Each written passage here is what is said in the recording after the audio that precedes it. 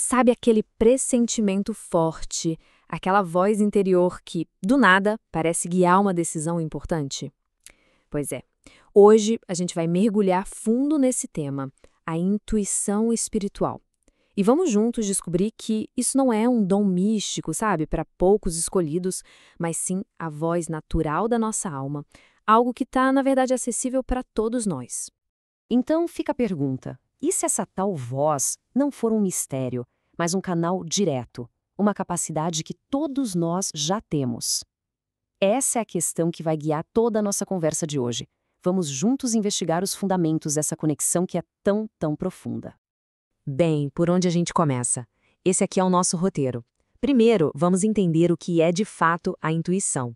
Depois, a gente entra na anatomia da alma, descobre de onde vêm essas orientações, vê como cultivar essa percepção e aí, claro, encara o desafio do discernimento, para fechar falando sobre como viver uma vida com mais propósito. Vamos lá!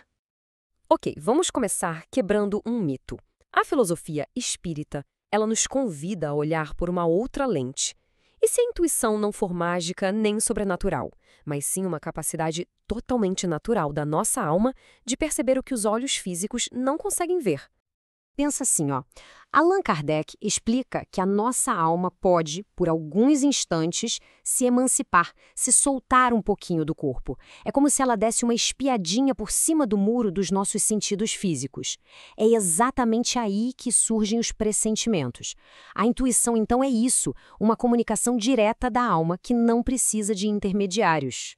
Certo, mas como é que essa comunicação direta acontece na prática?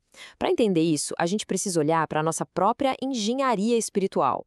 Não somos só corpo, nem só espírito. Existe uma ponte, uma conexão incrível ligando esses dois mundos.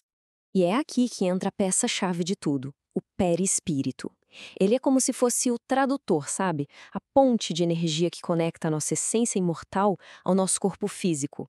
É por ele que as percepções do espírito chegam na nossa consciência. Pensa num sinal de Wi-Fi entre o mundo espiritual e o material. É isso. E olha que fantástica essa citação de Kardec. Ela mostra que sem a alma conectada ao corpo por essa ponte, o corpo simplesmente não sente nada. Isso prova que tudo, desde um simples toque físico até a mais profunda das intuições, tudo passa por esse elo. Ok, a gente já entendeu o como, mas e o de onde? De onde vêm essas orientações intuitivas? Será que é sempre uma voz de fora? Ou será que ela também pode nascer dentro da gente? A verdade é que as fontes são múltiplas. Basicamente, essa orientação pode vir de 3 lugares principais. Primeiro, da nossa sintonia com as leis maiores do universo, as leis de amor e justiça. Segundo, da influência direta dos nossos guias espirituais, que nos amparam. E terceiro, da nossa própria bagagem, da sabedoria que a nossa alma já acumulou em tantas e tantas jornadas. E aqui vem a melhor parte de todas. Se a intuição é uma faculdade, uma habilidade, isso significa que ela pode ser treinada. Não é algo que a gente senta e espera cair do céu, sabe? É sobre construir ativamente a nossa própria antena para captar esses sinais com mais clareza. E como é que a gente constrói essa antena? Bom, com 4 pilares. A reforma íntima, que é como limpar a lente da nossa percepção. A prece e a meditação, para silenciar o ruído do mundo. O estudo, que nos dá o mapa do caminho. E, claro, o serviço ao próximo, que nos sintoniza na frequência do bem. No fim das contas, o nosso crescimento moral é a chave para ouvir melhor a nossa alma. E essa reflexão de André Luiz é poderosíssima. A prece não é um pedido para mudar o que está lá fora, mas uma ferramenta para transformar o nosso mundo aqui dentro. É se renovando por dentro que a gente se torna mais capaz de receber e entender a orientação que vem do alto.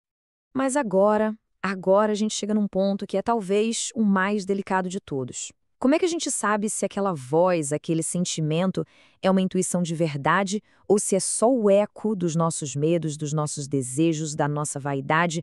Esse discernimento é crucial. A resposta está nos resultados, nos frutos que aquela inspiração gera.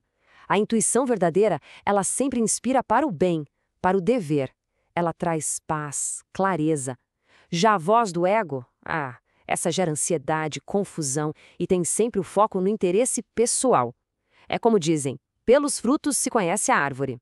E o Kardec, sempre muito prático, nos deixou uma espécie de checklist para a gente testar qualquer inspiração. É só se perguntar: isso faz sentido? É lógico? O resultado disso é moralmente bom? E talvez o mais importante, isso visa o bem de todo mundo ou só o meu? É a famosa fé raciocinada, né? Acreditar sim, mas com os pés bem firmes no chão.